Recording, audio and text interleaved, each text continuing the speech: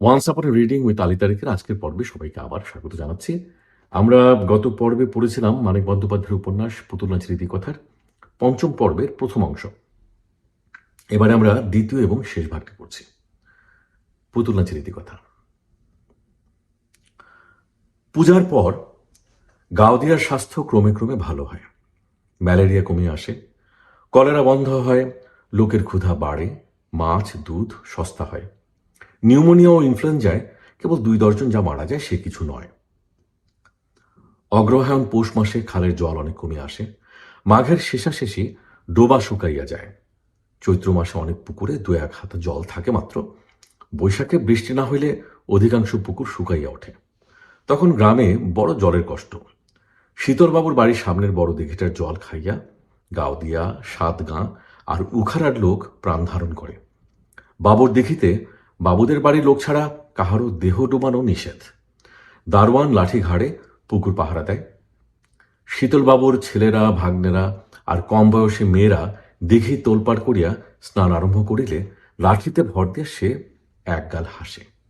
ঘাট ছাড়া গ্রামের লোকের অন্য কোথাও কলসি ডুবানো বারণ।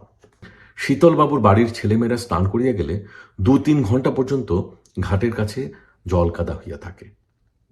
জল লইতে আসিয়া কেহ বলে, খোকা বাবুদের একটু সাবধানে স্নান করতে বলতে পারো না দারোয়ানজি? দারোয়ান বলে, দিঘি কিসকো তোমারা?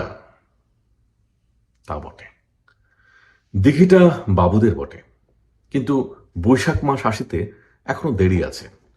বৈশাখ মাসে এবছর খুব ঝড় বৃষ্টি হইবে কিনা এখন হইতে তাই বা কে বলতে পারে। শীতকালটা গ্রামের লোকেরা সুখে কাটায়। কই, মাগুর, শোল মাছ প্রচুর পাওয়া যায়। যাদের ডোবা আছে, ডোবা শুকাইয়া আসিলে জল ছেঁচিয়া ঝুড়িখানেক মাছ পায়। তার মধ্যে খোলসে আর ল্যাঠা মাছই বেশি। এই খাল আর খালের চিকরি কাটা দেশে ভালো রাস্তা নাই, কিন্তু শীতকালটা দেশে কাটাইবেন সংকল্প করিয়া বিমলবাবু সপরিবারে একটা মোটর গাড়ি সঙ্গে করিয়া গ্রামে আসিলেন। বাজিতপুরে মোটর গাড়ি আছে, কিন্তু গাওদিয়ায় মোটর গাড়ি? কুসুম শশীকে বলে, সেবার কলকাতায় মোটর গাড়ি চড়েছি, বিয়ের আগে যেবার কলকাতায় গিয়েছিলাম বাবার সঙ্গে। শশী বলে, তোমার সে কথা মনে আছে?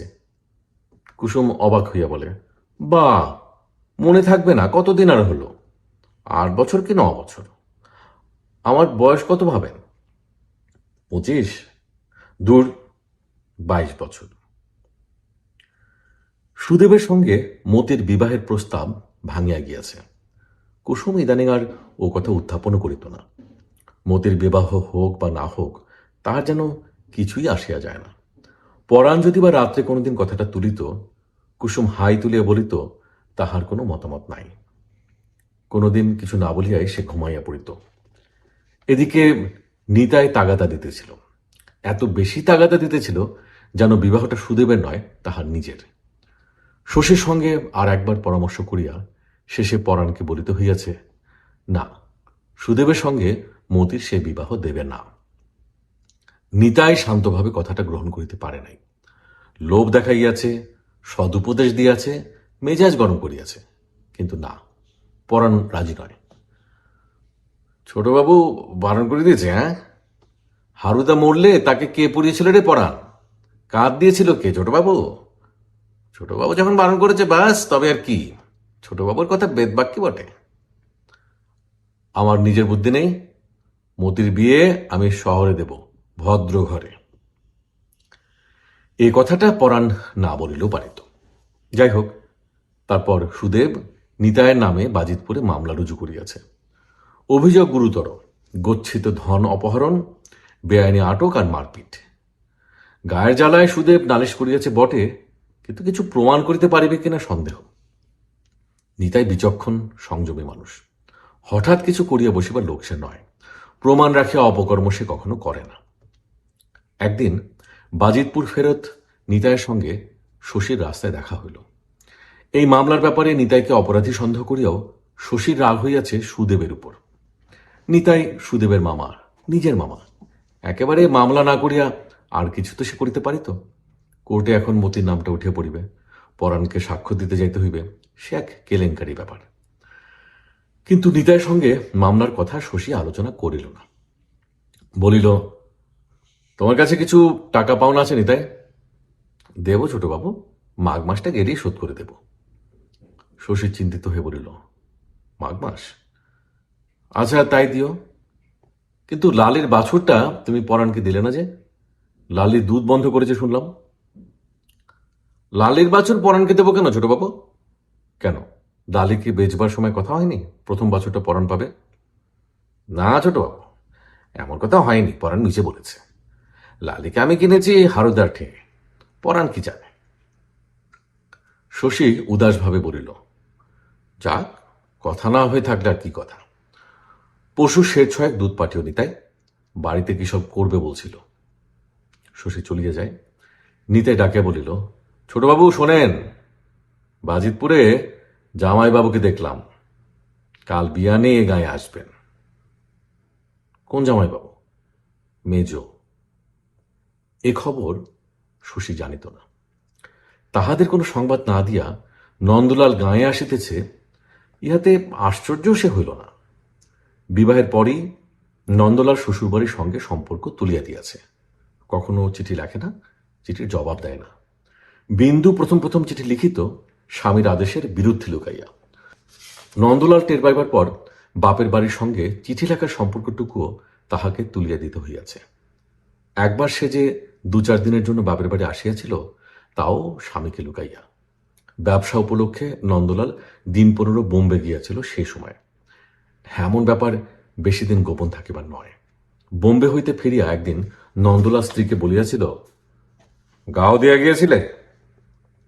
বিন্দু ভয়ে কাঁপিয়া একটু হাসিয়া ব্যাপারটা উড়াইয়া দিবার চেষ্টা করিয়া বলিয়াছিল, একদিনের স্তরে গিয়েছিলাম, মোটে একদিন। বাবার যা অসুখের কথা শুনলাম। রাগ করেছ? রাগ করেছ? ভেঙাইয়া, ছোট লোকের বাচ্চা। গছাইয়া দেওয়া বউ, প্রাণ ভয়ে গ্রহণ করা বউ, লেখাপড়া নাচ গান কিছু না জানা বউ, জীবনের অপূরণীয় ক্ষতি। বিন্দুকে নন্দলাল ত্যাগ করে নেই কেন কে বলিবে? হয়তো কর্তব্য জ্ঞান, হয়তো খেয়াল, হয়তো নির্বিবাদে ওকে লইয়া যা খুশি তাই করা যায় বলিয়া নন্দলালের কাছে বিন্দুর এক ধরনের দাম আছে, কে বলিবে। বিন্দুকে নন্দলাল অত গহনা কাপড় দেয় কেন, সে আর এক রহস্য। বিন্দুকে ধার করা গহনা গায়ে দিয়ে বাপের বাড়ি আসিয়াছিল, যাহা পায় নাই তাহাই পাইয়াছে এই অভিনয়টুকু করিয়া যাওয়ার জন্য, কে বলিবে। জীবনের অজ্ঞাত রহস্য গাউদিয়ার বিন্দুকে গ্রাস করিয়াছে, কলিকাতার অনামী রহস্য। কলিকাতায় থাকিয়া পড়িবার সময়ও শশী যাহা ভেদ করিতে পারে নাই। নন্দলাল এক প্রকার অপমানই করিত, কিন্তু শশী যাইতে ছাড়িত না। ভাই ফোঁটার দিন কবার বিন্দু তাহাকে ফোঁটা দিয়াছে, বিন্দুর গা ভরা গহনা সে দেখিতে পাইত না। না, অন্তপুরের দৈনন্দিন সাদাসিধে জীবনে গহনার বোঝা বহিয়া বেড়াইতে বিন্দু ভালোবাসে না। চোখের আবিষ্কার, কানে শোনা এই কৈফিয়ত শশীর কাছে মিথ্যা হইয়া যাইত। শশী ভাবিত, বিন্দু তবে সুখে আছে? একটা ব্যাপার সে বুঝিত না, বাইরের লোকের বুঝবার মতো ব্যাপারও সেটা নয়।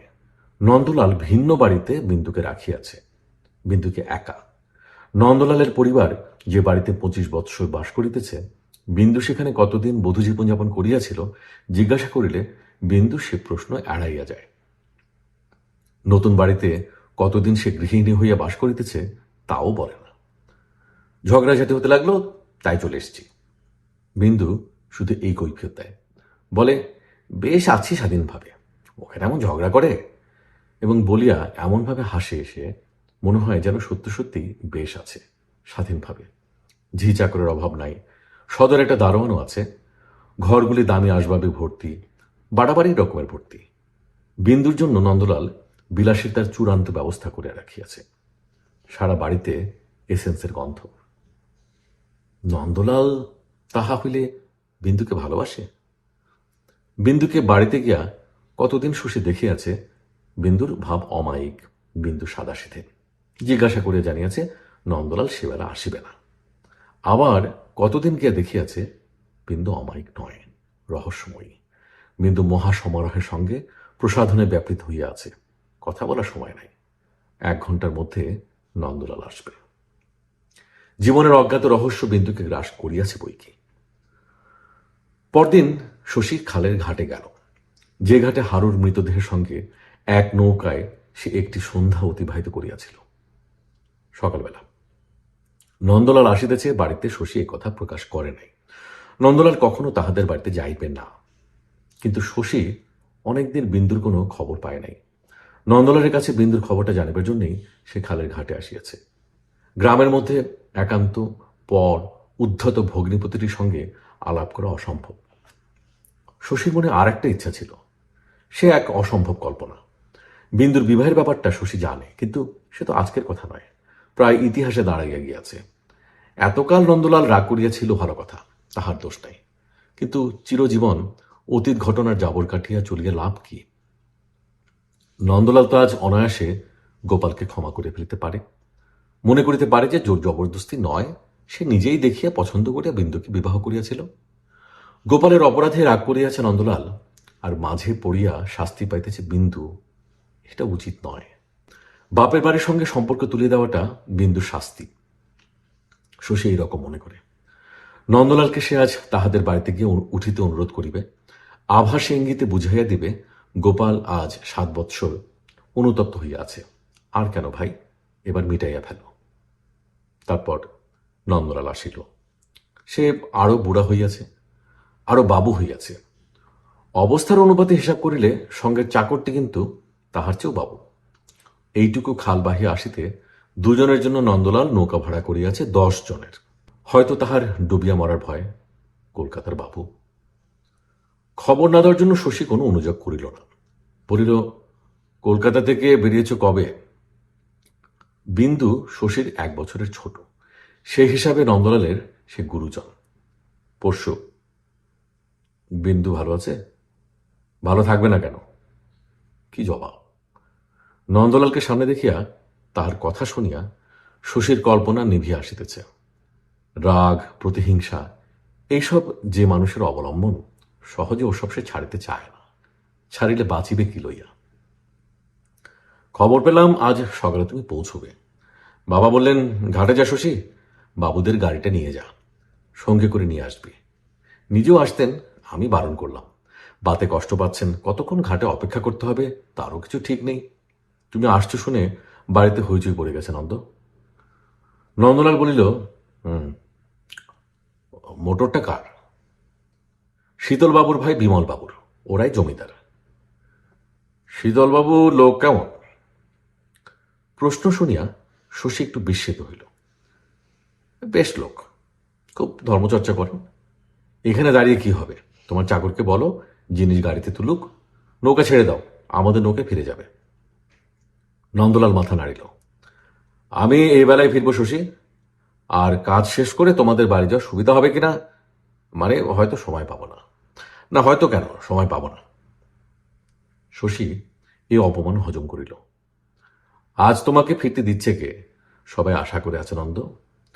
আমাকে ফিরতে হবে, বাজিতপুরে কাজ ফেলে এসেছি। শীতলবাবুর সঙ্গে দেখা করে আবার নৌকা খুলব।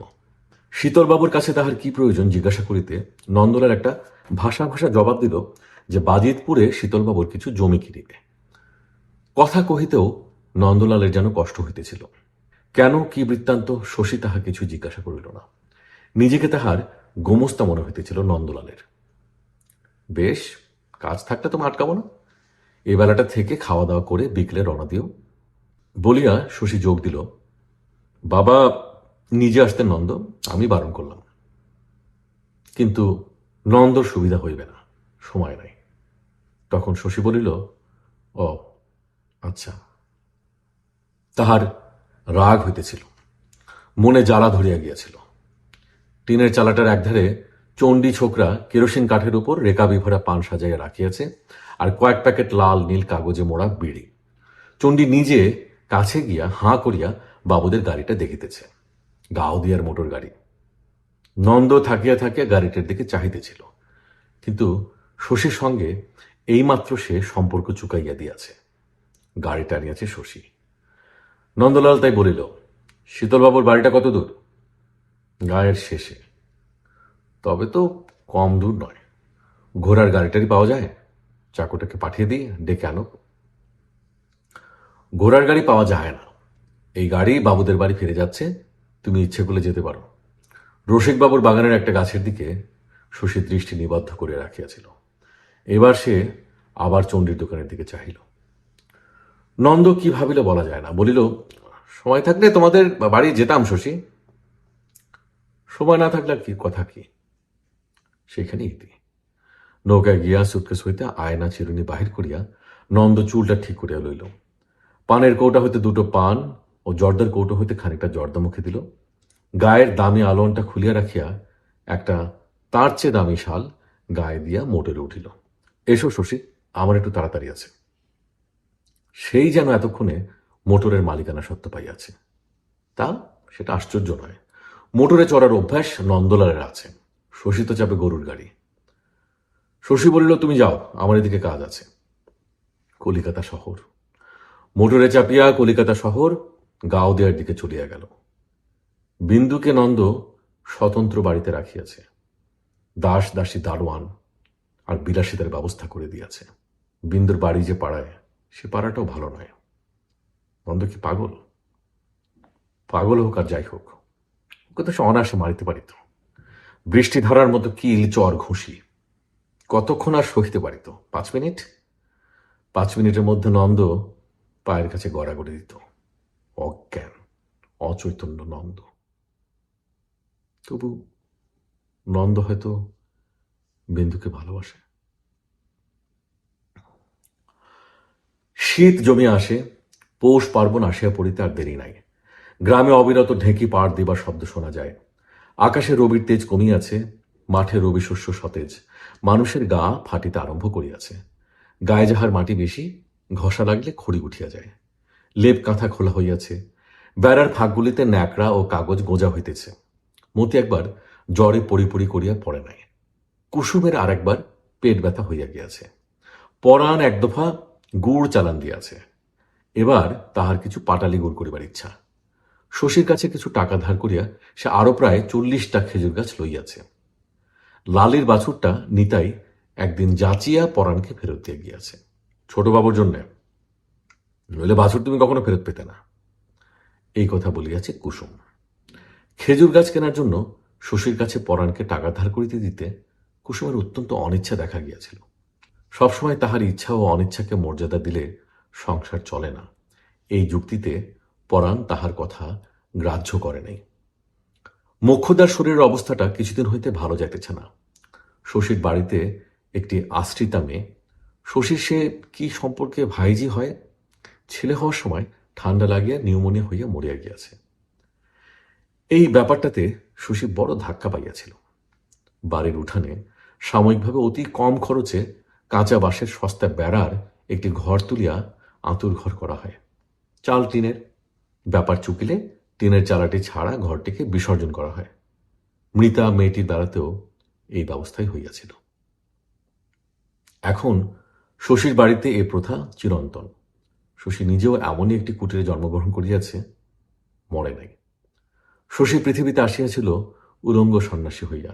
এখন সে ডাক্তার, পসারওয়ালা ডাক্তার। এমন ব্যাপার সে ঘটিতে দিল কেন? সে কি শুধু টাকার জন্য ডাক্তারি শিখিয়াছে?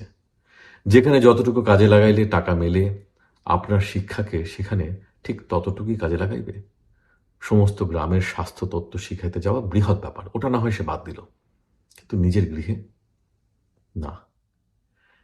সে ডাক্তার নয়, ব্যবসাদার। বাহিরে সে টাকা কুড়াইয়া বেড়ায়। বাহিরে সে মৃত্যুর সঙ্গে লড়াই করিবার ভাড়া করা সৈনিক। গৃহে তাহার অস্বাস্থ্যকর আবহাওয়া, মৃত্যুর আধিপত্য।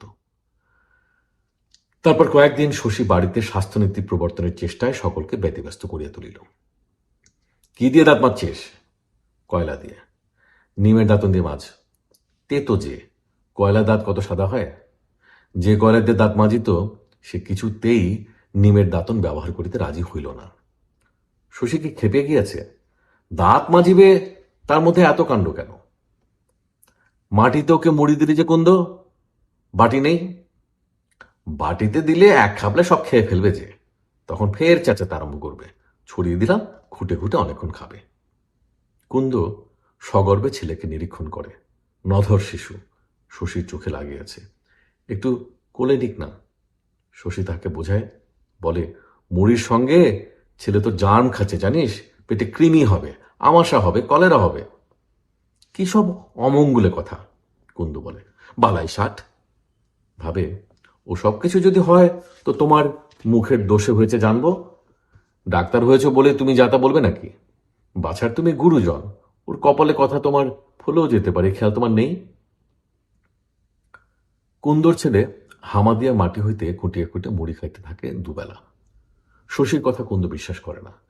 দু আঙুলে একটি একটি মুড়ি মুখে দেবার সময় ছেলেকে তাহার কি সুন্দর দেখায়।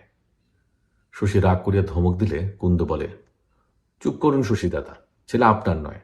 মামা চোখ বুঝলে আপনি বাড়ি থেকে খেদিয়ে দেবেন তা জানি।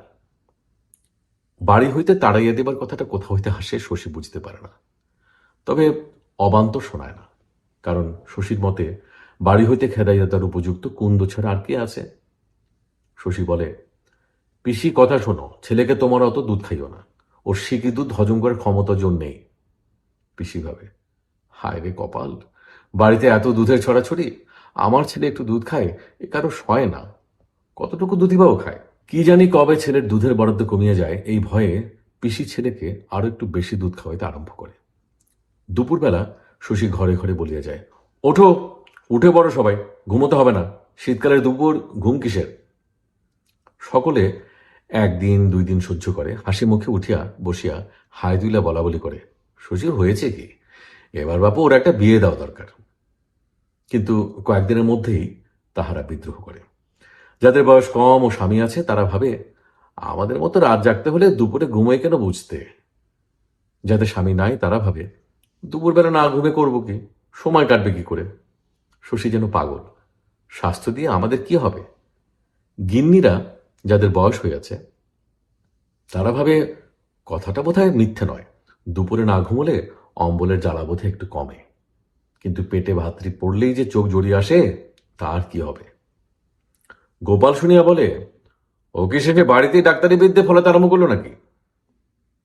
সন্ধ্যার পর ঘরে ঘরে শশী একবার বেড়াইয়া আসে। পাকা ঘরের অধিবাসীদের বলে, তোমাদের কাণ্ডখানা কি, দম আটকে মরবে যে সবাই, সব জানালা বন্ধ, বাতাস আসবে কোথা দিয়ে? তার হাসে, জানালা খুলে ঠান্ডা লাগবে না? এক ঘর বাতাস আগে এই কটি প্রাণীর নিঃশ্বাস নিক, দম তো আটকাইবে তবে। বেড়ার ঘরের অধিবাসীদের শশী বলে, বেড়ার ফাঁক পর্যন্ত কাগজ দিয়ে বন্ধ করেছ, এর মধ্যে বাতাস দুর্গন্ধ হয়ে উঠেছে, একটা জানালা অন্তত খুলে দাও, কাল নইলে আমি সিলিং কাটিয়ে দেবো। চাল আর বেড়ার মধ্যে যে ফাঁক আছে তাই দিয়ে পচা বাতাসটা তো বেরিয়ে যাবে। কুন্দ বলে, খেমিদের মতো আমাদেরও নিউমোনিয়া করে মারবেন নাকি শশী দাদা? কচি ছেলে নিয়ে কাঁচা ঘরে আছি, কত সাবধানে থাকতে হয়, আপনি তার কি বুঝবেন? এ তো দালান নয়, পাকা ঘর তো আর আমাদের ভাগ্যে নেই যে। প্রত্যেক কথায় কুন্দ এমনি নালিশ টানিয়ে আনে, এই তাহার স্বভাব। বাড়ির লোকের স্বাস্থ্য ভালো করার চেষ্টা শশী ত্যাগ করিয়াছে। প্রথমটা ভয়ানক রাগ হইয়াছিল, ক্রমে ক্রমে সে করিয়াছে জ্ঞান লাভ। সে বুঝিয়াছে তার স্বাস্থ্যনীতি পালন করিতে গেলে জীবনের সঙ্গতি ওদের একেবারে নষ্ট হইয়া যাইবে, অসুখী হইবে ওরা।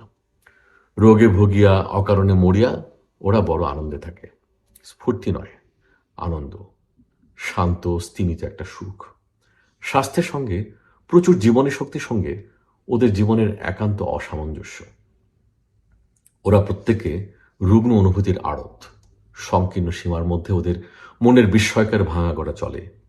পৃথিবীতে ওরা অস্বাস্থ্যকর জলাভূমির কবিতা, ভ্যাবসা গন্ধ, আবছা কুয়াশা, শ্যামল শৈবাল, বিষাক্ত ব্যানের ছাতা, কলমি ফুল। সতেজ উত্তপ্ত জীবন ওদের সহিবে না। শশী ভাবে, ভাবে অবাক হয় শশী। কুমুদ একদিন এই ধরনের একটা লেকচার ঝাড়িয়াছিল, পৃথিবী শুধু লোক যে কত বোকা এই কথাটা প্রমাণ করিবার জন্য। কাপড় মাপা গজ দিয়া আমরা নাকি আকাশের রং মাপি, জীবনের অবস্থার হিসাবে স্থির করি মনের সুখ দুঃখ, বলি মানুষ দুঃখী আর রাগে গড়গড় করি। মিথ্যা তো বলে নাই কুমুদ, শশী ভাবে। চিন্তার জগতে সত্য সত্যি আমাদের স্তর বিভাগ নাই, বস্তু আর বস্তুর অস্তিত্ব এক হইয়া আছে আমাদের মনে। কখনো কি ভাবিয়া দেখি মানুষের সঙ্গে মানুষের বাঁচিয়া থাকার কোনো সম্পর্ক নাই? মানুষটা যখন হাসে অথবা কাঁদে তখন হাসি কান্নার সঙ্গে জড়াইয়া ফেলি মানুষটাকে, মনে মনে মানুষটার গায়ে একটা লেবেল আঁটিয়া দিই, সুখী অথবা দুঃখী। লেবেল আটা দোষের নয়, সব জিনিসের একটা সংজ্ঞা থাকা দরকার, কে হাসে আর কে কাঁদে এটা বোঝানোর জন্য ২-১০টা শব্দ ব্যবহার করা সুবিধাজনক বটে। তার বেশি আগায় কেন? কেন পরিবর্তন চাই? নিঃশব্দে অশ্রু মুছিয়া আনিতে চাই কেন সশব্দ উল্লাস? রোগ, শোক, দুঃখ, বেদনা, বিষাদের বদলে শুধু স্বাস্থ্য, বিস্তৃতি, সুখ, আনন্দ, উৎসব থাকলে লাভ কিসের? আরো মজা আছে। লাভ না থাক, ক্ষতি বা কি? ভাবিতে ভাবিতে রীতিমতো বিহ্বল হইয়া যায় বৈকি শশী।